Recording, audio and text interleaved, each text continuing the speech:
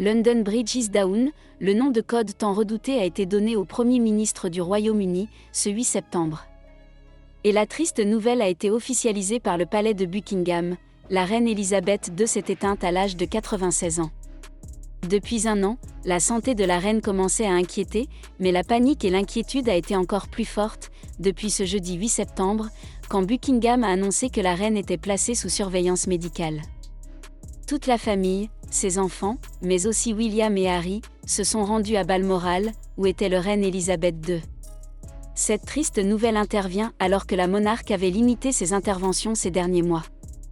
En juin, lors du jubilé de platine, Elisabeth II n'avait fait que très peu d'apparitions. Les mois précédents, elle avait dû renoncer à un déplacement officiel en Irlande et avait été dans la foulée hospitalisée durant toute une nuit pour subir des examens complémentaires. Ses médecins lui avaient alors conseillé de lever le pied et de se reposer, ce qu'elle avait accepté à contre-cœur.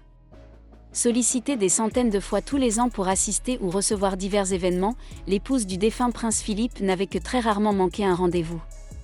Son emploi du temps très chargé ayant été allégé ces 4 dernières années, elle avait commencé à déléguer certaines de ses fonctions, notamment à son fils Charles, premier dans l'ordre de succession, mais aussi à son petit-fils William. C'est désormais seul et en tant que roi que le prince de Galles prend désormais la relève après la disparition de sa mère à l'âge de 95 ans. Un destin hors du commun. Née le 21 avril 1926 à Mayfair, Elisabeth est la petite-fille de George V et la fille aînée de George VI, couronnée en 1936 à la suite de l'abdication de son frère Édouard VIII, qui a renoncé au trône pour épouser Wallis Simpson, une mondaine américaine 2 fois divorcée.